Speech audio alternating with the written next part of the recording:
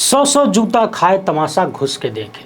जी हां, पिछले 11 दिनों में 8वीं बार अमेरिका के राष्ट्रपति डोनाल्ड ट्रंप ने दावा ठोका है कि उन्होंने भारत और पाकिस्तान के बीच सीज फायर कराया और रूस तथा यूक्रेन को शांत कराने में लगे हुए हैं। अब आप लोग ये सवाल मत कर दीजिएगा कि जब फोनवा करके हमारे फलाने जी ने रूस और यूक्रेन का युद्ध रुकवा दिया तो ट्रंप क्या रुकवाएंगे। इस तरह की बात नहीं किया करते, बहुत पाप लगता है। और आप देखिएगा, महाकुंभ में बेसिर पर के बकैती करने वाले बाबा लोगों ने भले ही पाकिस्तान को भस्म नहीं किया हो, फेल हो गए हों, लेकिन अब हमारे फलाने जी भस्म करके दिखाएंगे, क्योंकि उनकी रगों में अब खून नहीं दौड़ रहा है, खाली गर्म सिंदूर दौड़ रहा है। हंसिए मत, दुनिया तो हंसी रही है, आप भी हंसेंगे तो कैसे चलेगा। और ये बात मैं नहीं कह रहा हूँ, खुद नॉन बायोलॉजिकल प्रधानमंत्री ने कहा है। कांग्रेस नेता इस पर लिख रहे हैं कि आज बीकानेर में जिस तरह प्रधानमंत्री ने एक बार फिर फिल्मों जैसे खोखले डायलॉग्स का सहारा लिया, उससे कहीं ज़्यादा जरूरी है कि वे उन गंभीर सवालों का जवाब दें जो देश पूछ रहा है। पहलगाम के निर्दयी हत्यारे अब तक खुले क्यों घूम रहे हैं? कुछ रिपोर्ट्स के मुताबिक यही आतंकी गिरोह पिछले 18 महीनों में पुंछ, गगनगीर और गुलमर्ग में हुए 3 आतंकी हमलों में शामिल था। आपने अब तक कोई सर्वदलीय बैठक की अध्यक्षता क्यों नहीं की? विपक्षी दलों को विश्वास में क्यों नहीं लिया गया? वैसे ये मामला बहुत ही चिंताजनक भी है और शर्मनाक भी है। देश की जनता सिर्फ सत्ता पक्ष नहीं चुनती है, वो विपक्ष भी चुनती है। और विपक्ष इसीलिए चुना जाता है ताकि सत्ता पक्ष बदमाशी न करे, लंठ न बन जाए। मगर यहाँ तो बदमाशी इतनी हो रही है कि विपक्ष को कूड़े कचरे का डब्बा समझ लिया गया है। कांग्रेस नेता ने आगे लिखा कि आपने 22 जनवरी 1994 को संसद में सर्वसम्मति से पारित प्रस्ताव को दोहराने और ऑपरेशन सिंदूर के दौरान आए चीन पाकिस्तान के गठजोड़ को देखते हुए उसे वर्तमान परिस्थितियों के अनुसार फिर से तैयार करने के लिए संसद का विशेष सत्र क्यों नहीं बुलाया? पिछले 2 हफ्ते में अमेरिका के राष्ट्रपति और विदेश मंत्री बार बार सीज फायर में अमेरिका की भूमिका को लेकर दावे कर रहे हैं, आप उस पर लगातार चुप क्यों हैं? अब कांग्रेस नेता को कौन समझाए कि इन सारे सवालों को छुपाने के लिए ही तो साहब ने अपने रगों में खून की जगह सिंदूर दौड़ा लिया, वो भी गरम गरम। अब क्या चाहिए आपको? क्या चाहते हैं आप? लिपस्टिक, बिंदी, काजल यानी 16 श्रृंगार अपनी रगों में दौड़ा लें, तब सवाल पूछना बंद करेंगे आप लोग। अरे सवाल पूछना बंद करिए, थोड़ी सी कमी हुई तबे साहब चुनाव प्रचार में उतरे हैं। ज़्यादा सवाल करेंगे तो फिर से गायब हो जाएंगे, फिर दिया लेके खोजते रहिएगा। बाकी ध्यान रखिए, 1 महीना हो गया है, अब तक हिंदुस्तानियों को मारने वाला आतंकी पकड़ा नहीं गया, एक को नहीं पकड़े गए। पूछने पर सरकार के लोग जवाब देते हैं कि हमने उनको पहचान लिया है। आतंकी भी कहते होंगे कि पहचान लिया है तो बैठे रहो, क्या कर लोगे। वक्फ संशोधन मामले पर सुप्रीम कोर्ट में सुनवाई पूरी हो चुकी है। दोनों पक्षों की बहस पूरी होने के बाद अब सुप्रीम कोर्ट ने फैसले को सुरक्षित रख लिया है। सरकार ने अलग अलग मामलों पर अपना पक्ष रखा और याचिकाकर्ताओं की तरफ से पेश हुए कई वरिष्ठ अधिवक्ताओं ने सरकारी पक्ष का खंडन करते हुए अपनी बातों को रखा। इसी बीच तमिलनाडु के एक वकील वक्फ संशोधन के समर्थन में सुप्रीम कोर्ट पहुंच गए और कुरान को लेकर कुछ तर्क देने लगे। ये तर्क ठीक वैसा ही था जैसा केंद्र सरकार लगातार देना चाहती थी।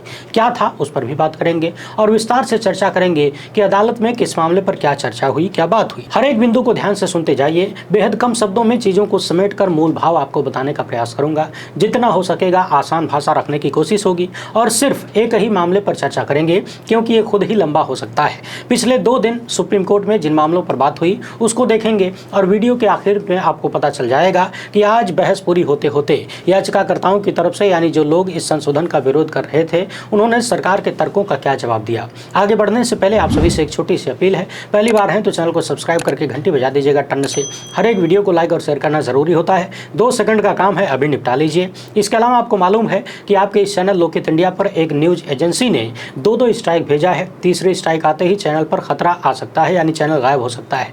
इसे बचाने के लिए 18 लाख प्लस GST का भुगतान करना है और ये आपके सहयोग के बिना संभव नहीं है। इसलिए स्क्रीन पर दिख रहे QR कोड या फिर मोबाइल नंबर का या फिर अकाउंट नंबर का प्रयोग करते हुए जो भी हो सके आर्थिक सहयोग भेजने का प्रयास जरूर करें। बहुत बहुत धन्यवाद।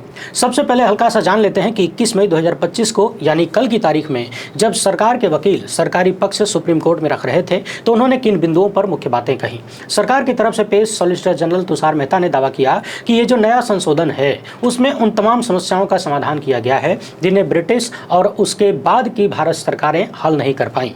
उन्होंने कहा कि सभी हितधारकों को विश्वास में लेने के बाद ही ये संशोधन लाया गया है। इसका एकमात्र उद्देश्य है कि वक्फ के भीतर जो मैनेजमेंट की गड़बड़ियां हैं, जो दुरुपयोग है इसका, उसको रोका जाए। साथ ही उन्होंने तर्क दिया कि वक्फ बोर्ड में गैर मुस्लिमों को शामिल करना विविधता के लिए और बोर्ड के धर्मनिरपेक्ष पहलुओं का ख्याल रखने के लिए किया गया है। सरकार की तरफ से कहा गया कि आदिवासी भूमि की रक्षा करनी है, इसलिए आदिवासी भूमि को वक्फ नहीं बनाया जा सकता, यानी आदिवासी अपनी भूमि दान नहीं कर सकते। इन्होंने दावा किया कि धारा 3E के विरोध में अनुच्छेद 14 का प्रयोग नहीं किया जा सकता। आदिवासी मुसलमानों की प्रथाएं अलग हैं, वक्फ बनाना, उनकी जमीन लेना समस्या पैदा करेगा। सरकार की तरफ से कहा गया कि कई प्रोटेक्टेड प्राचीन स्मारकों को बाद में वक्फ घोषित कर दिया गया, जिससे विवाद पैदा हुआ। 3D के प्रावधान को लेकर उन्होंने कहा कि एक बार संरक्षित स्मारक घोषित होने के बाद पर वहां पर वक्फ शून्य हो जाएगा, न कि उससे जुड़े प्राचीन प्रथाएं। केंद्र ने यह भी कहा कि प्राचीन स्मारकों को वक्फ नहीं बनाया जा सकता। तुषार मेहता ने दावा कर दिया कि कपिल सिब्बल ने अदालत को गुमराह करने के लिए यह कह दिया कि संयुक्त संसदीय समिति में धारा 3D पर चर्चा नहीं हुई थी। तभी कपिल सिब्बल उठते हैं और कहते हैं कि उन्होंने ऐसा नहीं कहा, बल्कि उन्होंने ये कहा कि धारा 3D संसद में प्रसारित नहीं की गई। वैसे ये बात कपिल सिब्बल की सही है, उन्होंने संसद में ही प्रसारित नहीं करने की बात कहा था और हमने पिछले दिनों लोकहित इंडिया पर आपको वो वीडियो भी दिखाया था सदन के भीतर का, कि किस तरीके से कपिल सिब्बल ने आरोप लगाया था कि सरकार चोरी छिपे प्रावधान ला रही है। सरकार ने यह भी कहा कि वक्फ बोर्ड में गैर मुस्लिमों की संख्या 2 तक ही सीमित रहेगी, यानी गैर मुस्लिम हमेशा अल्पसंख्यक ही रहेंगे। सरकार की तरफ से कहा गया कि गैर मुस्लिमों को बोर्ड में शामिल करना धर्मनिरपेक्ष पहलुओं को ख्याल रखने के लिए किया गया है। यानी कुल मिलाकर अलग अलग बिंदुओं पर सरकार ने ज्यादातर अपना वही पक्ष रखा जो पहले से उनका कहना था, उनका मानना था। अब आते हैं आज यानी 22 मई को याचिकाकर्ताओं की तरफ से क्या तर्क दिए गए और कौन कौन सी बातें कही गई। याचिकाकर्ताओं के वकीलों के तर्कों को जरा ध्यान से सुनिएगा। दरअसल चीफ जस्टिस गवई ने जब पहले दिन इस मामले पर सुनवाई शुरू की तो उन्होंने कहा था कि संसद से पास कानून के पास संवैधानिकता की धारणा होती है, इसलिए ठोस सबूत की जरूरत है। इसे लेकर याचिकाकर्ताओं ने संवैधानिकता की धारणा का खंडन किया और सुप्रीम कोर्ट से कहा कि ये जो वक्फ संशोधन कानून बनाया गया है, ये वक्फ की संपत्तियों का धीरे धीरे अधिग्रहण करने के लिए प्रयोग किया जाएगा। आज लगभग 12 बजे सुनवाई शुरू हुई। केंद्र सरकार की तरफ से कहा गया कि वैध रूप से इस कानून पर रोक लगाने का कोई आधार नहीं है, यानी सरकार की पूरी कोशिश है कि किसी भी रूप में इस पर रोक न लगे। सरकार के वकील ने कहा कि आदिवासी मुसलमानों की एक अलग सांस्कृतिक पहचान है, उनकी जमीन को वक्फ के तौर पर समर्पित नहीं किया जा सकता। मगर जस्टिस मसीह ने सरकारी वकील की इस दलील को खारिज कर दिया। जस्टिस मसीह ने कहा कि इस्लाम इस्लाम है, धर्म एक ही है, आदिवासी मुसलमानों का इस्लाम अलग नहीं है। सरकारी वकील कहते रहे कि आदिवासी मुसलमानों पर वक्फ बनाने पर रोक एक सुरक्षात्मक उपाय है। इसके साथ ही किसी भी आदिवासी संगठन की ओर से कोई भी याचिका नहीं लगाई गई है। अलग विचार कानून पर रोक लगाने का आधार नहीं हो सकता।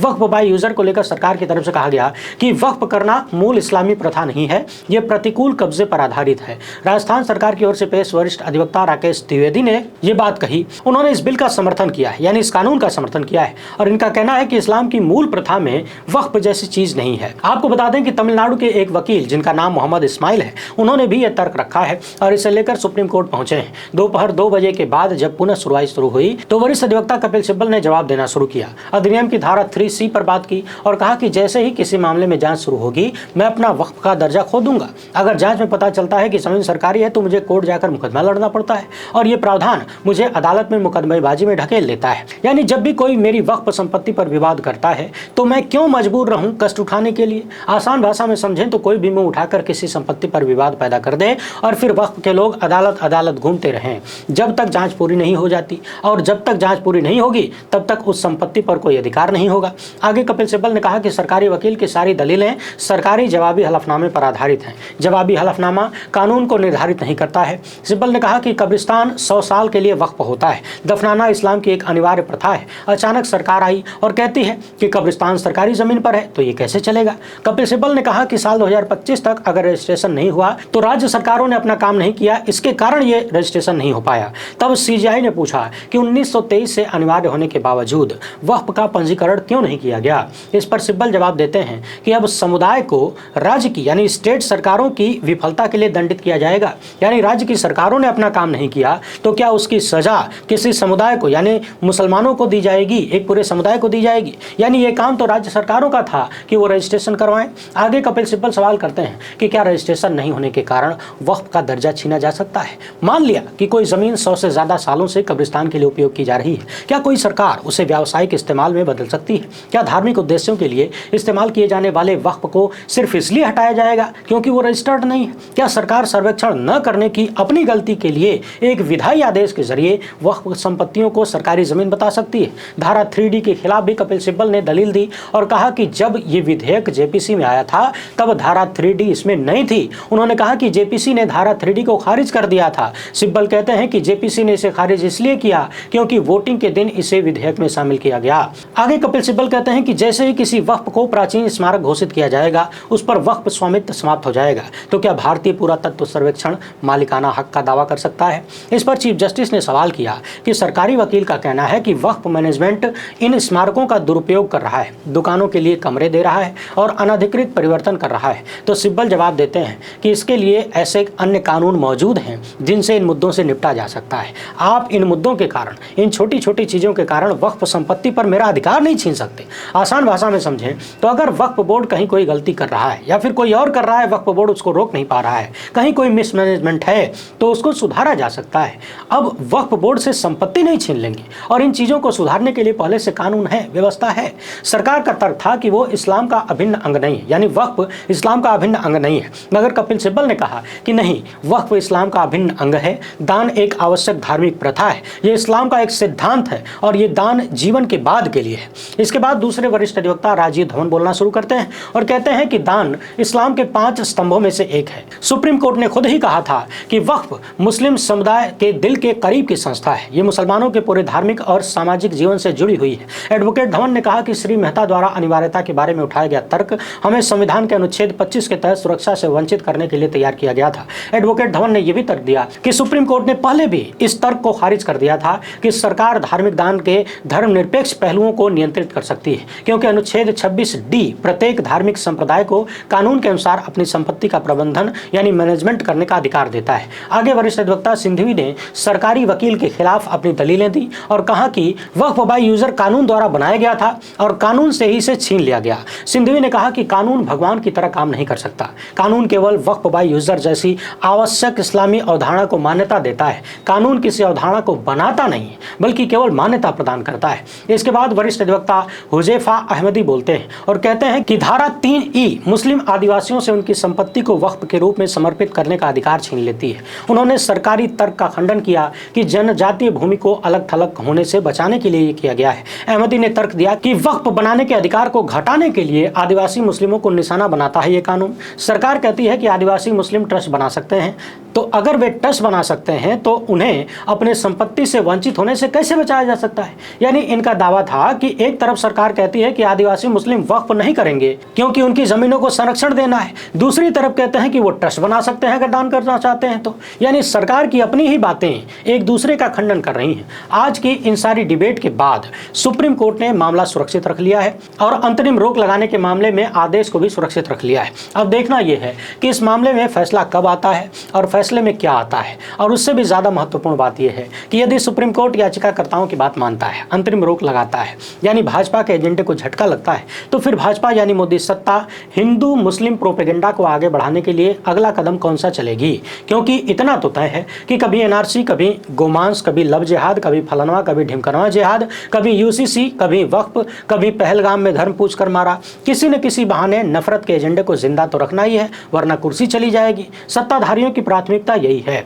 वक्फ का मामला सत्ता के लिए दोनों तरफ से फायदा पहुंचाने वाला ही है। अगर कानून बच गया तो डबल फायदा, नहीं बचा तो प्रोपेगेंडा जारी रहेगा और आगे किसी नए मामले पर सांप्रदायिक ध्रुवीकरण को हवा दी जाएगी। उम्मीद है आपको वीडियो पसंद आई होगी। ज्यादा से ज्यादा लोगों तक पहुंचाने का प्रयास करें। हमसे जुड़ने के लिए बहुत बहुत धन्यवाद। जय हिंद।